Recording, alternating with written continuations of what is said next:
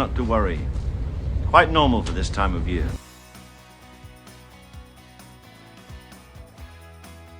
Number 10. Fabrizio and Helga. While Titanic is, of course, about the sinking of this infamous ship, it's also about the love story between Jack and Rose.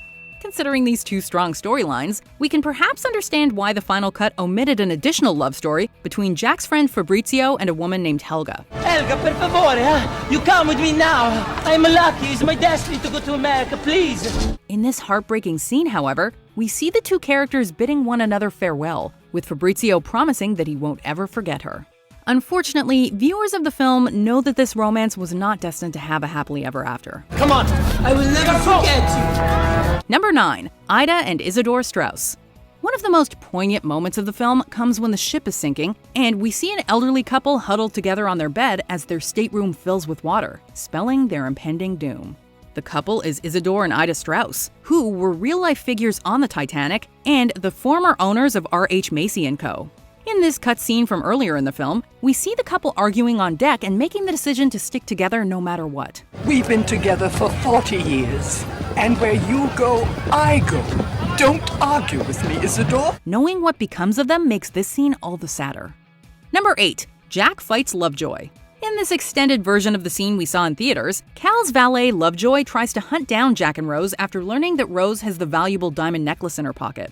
Like something out of a horror movie, Lovejoy manages to track them down in the rapidly flooding dining room. I've been looking for you, miss. When he finally comes upon them, Jack attacks in order to protect Rose. The two come to blows, fighting in the water. But of course, Jack manages to get the last laugh before he and Rose escape. Compliments to the Chippewa Falls Dogs! Number 7. Brock's Dilemma. Fans are divided on how much they enjoy the framing device used in Titanic, where Brock Lovett listens to Rose's story in order to find the heart of the ocean. Wait. Before you go to bed, can you give us something to go on here? Like, who else had access to the safe? What about this Lovejoy guy, the valet? Did he have the combination? That's enough. In this scene, we see Brock getting more and more desperate as he's pressured to hurry up and locate the diamond before his endeavor is shut down. This is 3 years of my life going down the drain here. I bet everything to find the heart of the ocean. We also see Lovett talking to Rose's granddaughter, Lizzie Calvert, about how badly he wants to find it. But she's far from impressed and rebukes him for trying to use her to pressure her grandmother. I need your help. I'm not going to help you browbeat my 101-year-old grandmother. I came down here to tell you to back off. Number 6. Rose feels trapped. In the theatrical cut of the film, we see Rose eating dinner with the other members of First Class and feeling stifled in her predictable life. I felt like I was standing at a great precipice, with no one to pull me back, no one who cared or even noticed. Shortly afterwards, we get a shot of her running across the deck in a quest to end her life by jumping off the railing of the Titanic.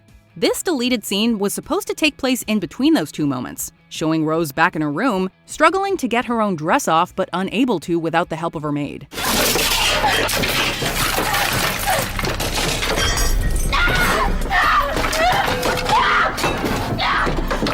Her physical confinement is a clear metaphor for how emotionally trapped she feels in her own life.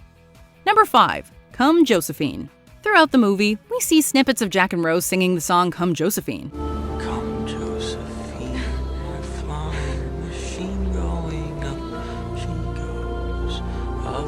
she goes. Considering we only get a bar here and there, it makes sense that there's actually a deleted scene where the couple sings for longer, after the evening that Rose spends dancing in third class.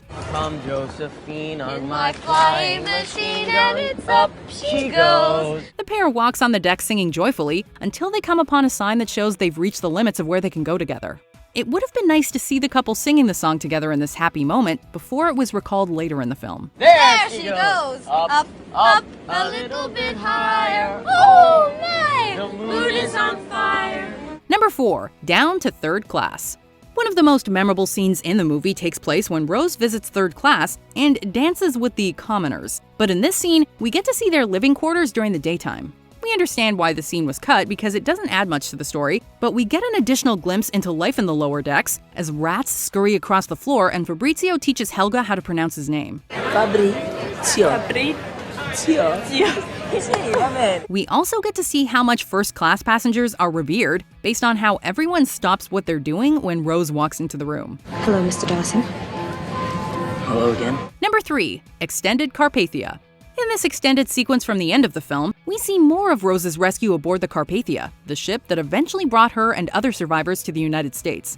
The most remarkable part of this scene is seeing J. Bruce Ismay, the managing director who urged the ship to go faster in order to make headlines, being stared down by the women and children who lost their husbands and fathers when the ship sank. The scene is consistent with his portrayal in real-life media after the disaster. Number 2. Alternate ending. Did you know the Titanic had an alternate ending? And no, unfortunately, it was not one where Jack miraculously survived. Oh my God.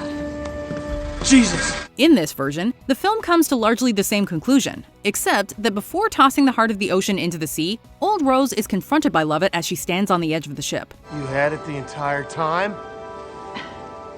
Though the original ending is still somewhat divisive, we definitely prefer it to this version, which ends up coming off as a bit preachy and cliched.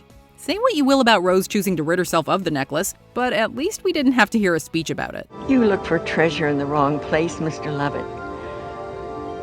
Only life is priceless, and making each day count.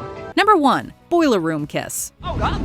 What are you two doing down here? You shouldn't be down here. It could be dangerous, right? One of the most visually stunning scenes that did make it into the final film takes place in the boiler room, as Rose and Jack evade Cal's valet. Carry on.